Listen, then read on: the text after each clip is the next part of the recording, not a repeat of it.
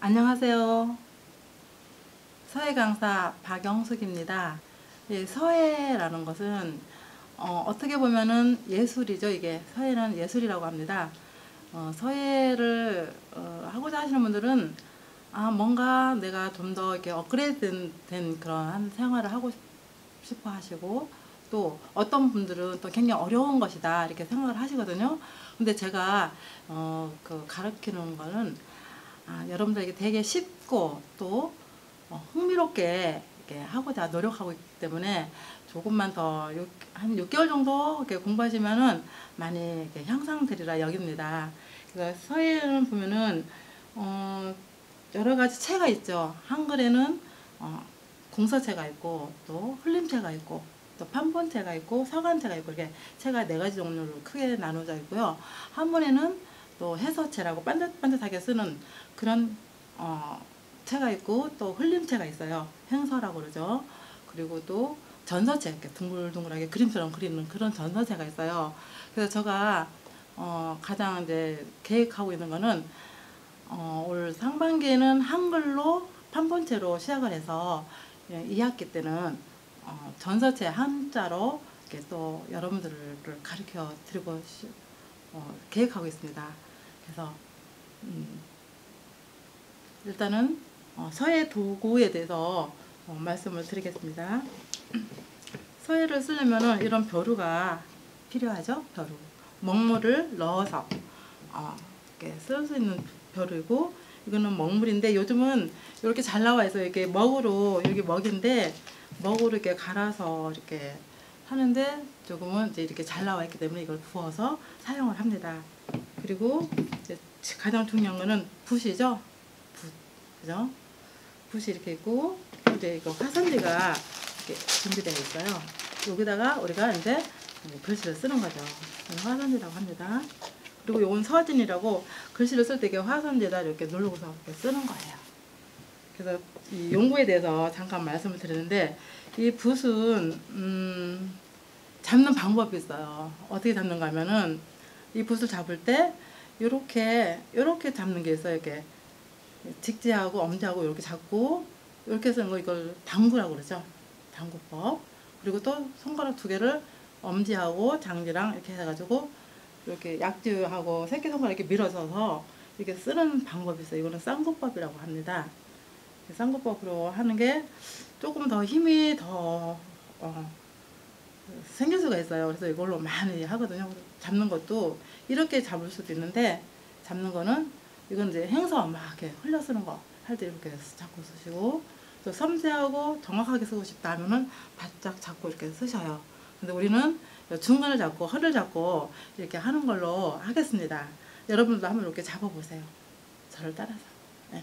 그리고 여기 안에는 이렇게 하면 여기 아파요. 이 손이 이렇게 눌리면. 근데 약간 이렇게 여기 세워서 여기가 안에는 계란이 하나 들어갈 정도로 이렇게 홈을 만들어가지고 이렇게 쓰시는 거예요. 그랬을 때 글씨가 예쁘게 쓰고, 또 자세는 허리를 반듯하게 해서 앉아서 쓰시기도 하고 서서 쓰시기도 하는데, 바른 자세로 쓰셔야 글씨가 예쁘게 잘 나와요. 그리고 팔꿈치를 90도 정도 이렇게 들어서 이렇게 쓰는 게 아니고 이렇게 들어서 이렇게 쓰거든요. 큰 글씨도 쓰고 마음대로 내가 쓰고자 하는 거를 쓸 수가 있어요. 그래서 붓 사용법을 얘기했는데요.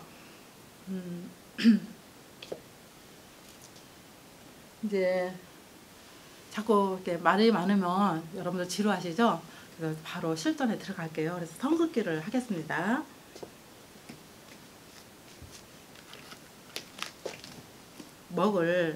이런 먹을 이제 나눠 주실 거예요. 그러면 먹을 갖다가 이렇게 담으시고,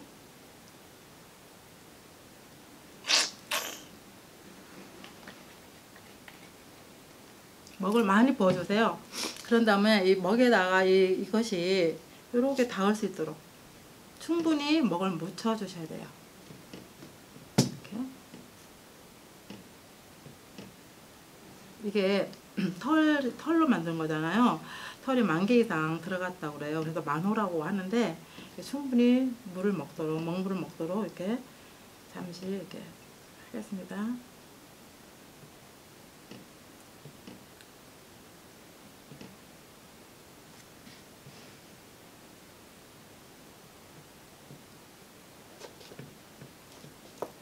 먹물 또 너무 많이 부으면 이렇게 뚝뚝뚝 떨어지잖아요. 그래서 이거를 옆으로 이렇게 잘 다듬어 주시는데, 저는 이렇게 이 먹으로 이렇게 쓸어 내리기도 하고, 아니면 옆에 여기 모서리에다 이렇게 하는데, 여기다 하니까 많이 좀 지저분하더라고요. 이렇게 다듬어 주는 거예요. 그러면은 뾰족하게 이렇게 쓸 수 있도록 이렇게 나오죠. 그리고 이거를 이렇게 들면은 물이 뚝뚝 떨어져요. 그래서 항상 이렇게 이런 자세로 붓을 잡는 거예요. 그런 다음에 이제 한번 일단 가로획부터 하기로 하겠습니다. 맨 먼저 선 긋기를 하겠습니다. 가장 기본 되는 것이 선이거든요. 그래서 먹을 일단 붓에다가 이렇게 하신 다음에 이렇게 들어야 된다고 그랬죠. 이렇게 들는 거를 선을 이제 가로획이라고 그러죠. 가로획을 할 건데요. 항상 지금 처음이니까 그냥 하겠습니다. 놓고 그대로 긋는 거예요. 그런 다음에 회복이 나와요. 여기서 다시 끝을 오는 대로 방향대로 이렇게 들어줍니다. 그럼 다시 이렇게 붓이 섰죠. 그죠? 다시 한 번 더 할게요. 그냥 그대로 놓고, 팔은 90도 각도예요. 그런 다음에 다시 여기서 붓을 다시 이렇게 해보. 붓이 쓰죠? 그죠? 갈 때는 누워서 갔는데 섰어요. 여기서 해봉을 잘해야 이렇게 붓이 쓰는 거예요. 계속 이렇게 하겠습니다.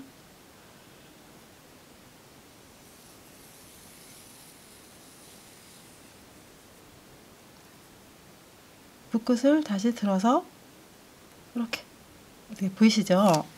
또 한 번 하겠습니다.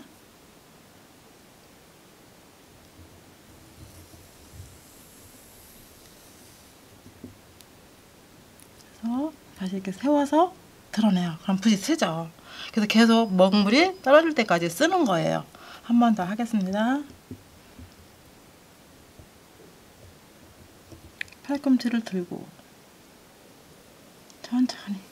천천히 가야 먹물이 내려와서 글씨가 나와요. 다시 여기서 꾹 눌러서 해봉. 이렇게 붓끝이 어떻게 살아있잖아요, 그죠? 요렇게 하는 거예요. 요 모양을 20장씩 한번 해보세요. 숙제예요, 숙제. 또 다른 모습.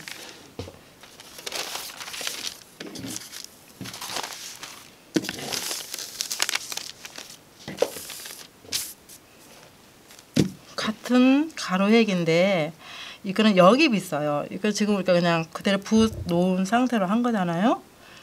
이거는 여깁이라고 붓을 이게 거꾸로 살짝 들어가는 거예요. 그런 다음에 이렇게 놓고 이렇게 하는 거예요.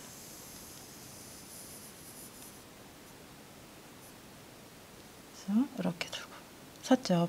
붓끝이 섰어요, 그죠? 그래서 이것도 마찬가지로 여깁 들어가서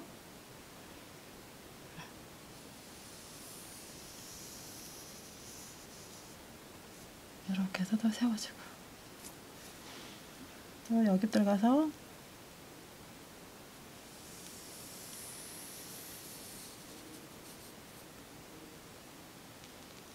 이렇게 세워주는 거예요. 한 번 더 할게요.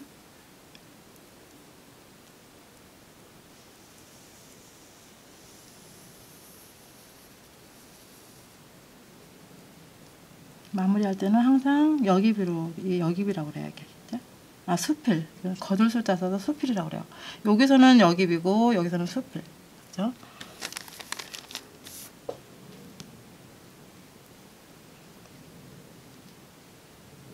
그러면 지금 가로획을 했는데 이제 세로 획도 해야 되잖아요, 그죠? 세로 획도 하면 똑같아요. 밑으로 내려 긋는 거잖아요, 그죠? 같이 여기 들어가서 누른 다음에 이렇게 천천히. 그리고 여기서 수필, 거둘 숫자로 쓰는 거예요. 이렇게 숫자. 또 다시 한번 천천히. 먹물이 부터를 따라서 내려올 때까지 기다리면서 이렇게 가는 거예요. 절대로 급하게 내려가시면은 글씨가 써지지 않거든요. 그래서 여기서 수필로 거들었다 이렇게 해서 또 다시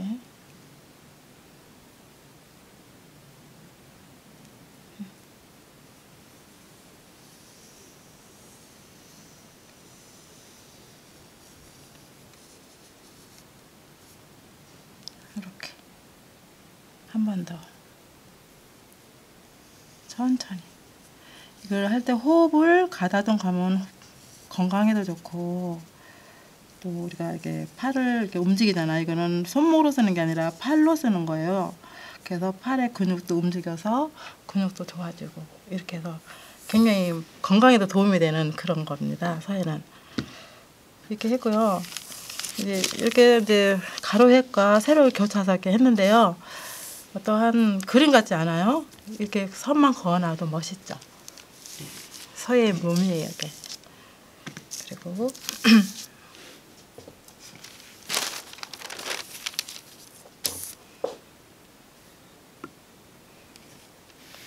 벼루는 항상 왼쪽에 이렇게 놓고 쓰셔야 돼요. 그게 편안해요. 여기다 놓고도 써도 되는데 왼쪽에다가 더 놓는 게 더 편안하더라고요. 사람마다 조금씩 다른데 편하신 대로.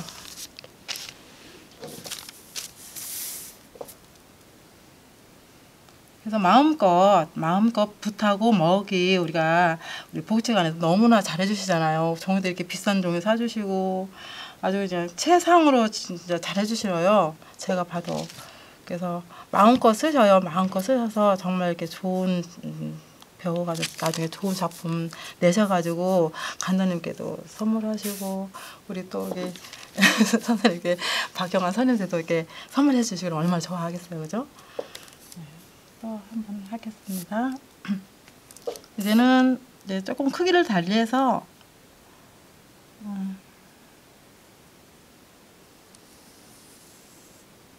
짧게도 써보는 게 좋겠죠. 그 다음 더 크게 이렇게, 알죠? 더 크게. 재밌잖아요, 그죠? 얼마나 재밌어요.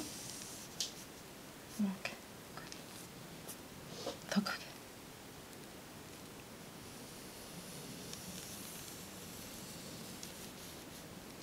이게 서예의 가장 기초된 거예요. 이것만 잘하면 서예는 정말 잘 쓸 수가 있거든요.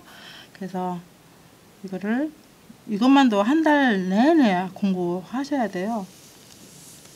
그런데 저는 저도 급하고 또 혜연님도 빨리 글씨 쓰고 싶잖아요. 그래서 빨리 글씨 들어갈 거거든요. 그러니까 요거를 일주일 동안 연습 많이 해오셔가지고 검사 맡으셔야 돼요.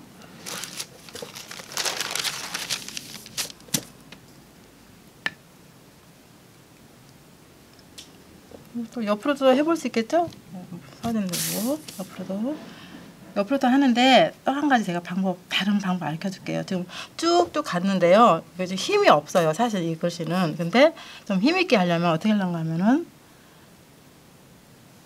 가다가 이렇게 붓 한번 세워주는 거예요. 그죠?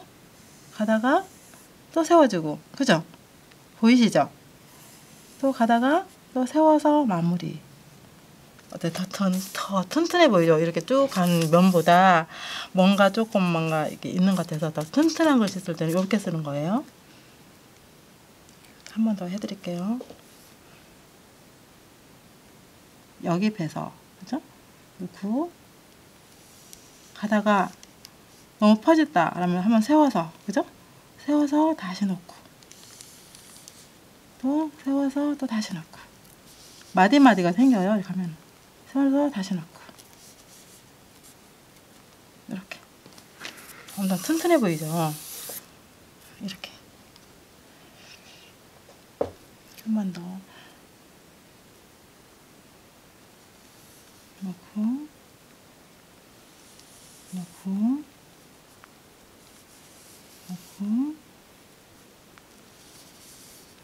여기서도 마찬가지 세워서 어때요? 굉장히 튼튼해 보이죠? 글씨가? 한 번 더. 서예는 빨리빨리 하시려고 하면 절대 안 돼요. 천천히 마음을 수련한다 생각하시고 이렇게 부숴가지고 놓으시는 거예요. 그래서 이게 운필이라고 그러거든요. 붓을 잘 내가 활용한다 해서 운필. 이렇게 튼튼해 보이죠. 또 세로도 어떻게 하는가 하면 세로도 마찬가지 똑같이 이렇게. 그러면 흔들림이 없이 길게 글씨를 반듯하게 쓸 수가 있는 거예요. 이렇게.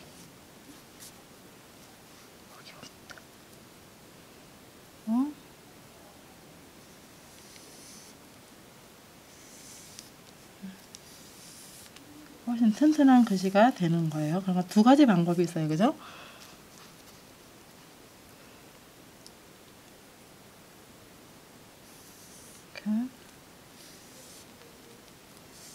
손은 항상 90도 각도라고 그랬어요. 팔을 들고 쓰셔야 돼요. 이렇게 쓰시면 안 돼요. 이렇게 쓰시면은 글씨가 안 나와요. 예쁘게 안 나와요.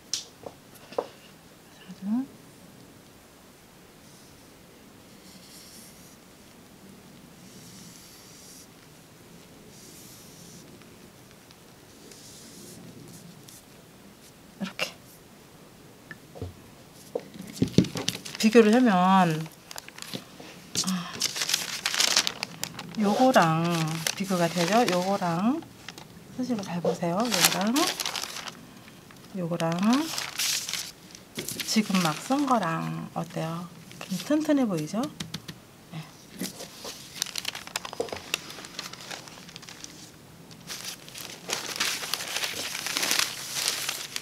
이제 쓰실 때 붓을 어떻게 쓰면 안 되는지 그걸 알려드릴게요. 지금은 정석으로 했는데 안 되는 방법.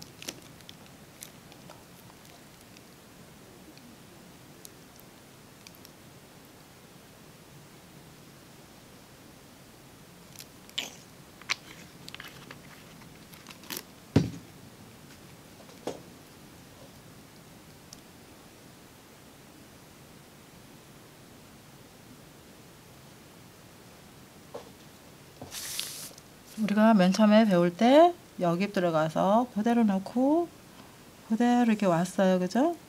붓을 세웠어요. 이거는 붓을 이렇게 세우면서 가는 게 가장 중요하고 이게 중봉이라고 그래요. 끝을 가운데로 모아주는 거. 그죠?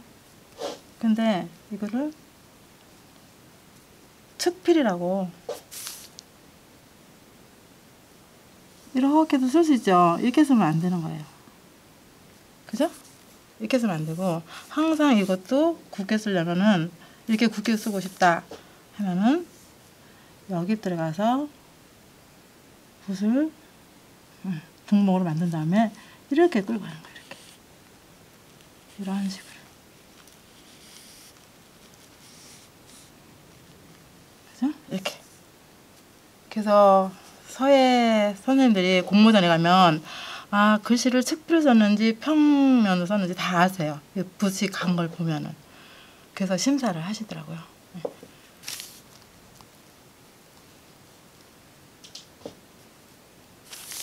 마찬가지로 옆으로 갈 때도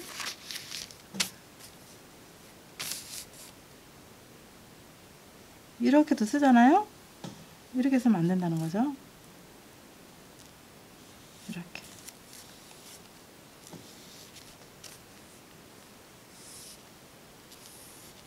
이렇게. 한번 가고 쉬었다 세워서 다시 또 가고 또 다시 가졌다 가고 이렇게 하면 튼튼한 글씨가 나오는 거예요. 그래서 큰 글씨도 쓸 수가 있고 글씨가 멋있는 글씨가 나오는 거죠. 그래서 오늘 여기까지 이거는 지금 세로 가로에 긋는 거를 했었거든요. 집에서 요거 단순한 것 같지만 굉장히 어려운 글씨예요. 요거만 잘 쓰시면 서예는 아주 잘 쓸 수 있는 글씨가 나올 것 같아요.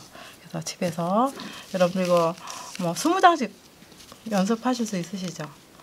여러분과 함께 이렇게 오늘 가로획도 긋고 또 가로획도 그어봤어요. 그리고 또 다시 세로획도 그어봤죠. 가로 그은 데다가 세로획도 이렇게 그어봤어요. 그죠? 이거는 1차적으로 그냥 우리가 평범하게 한 것이고 그 다음에 제가 또 이제 이거 크기대로 또 이렇게 해봤어요. 여러 가지 모양으로 할 수가 있잖아요. 그죠?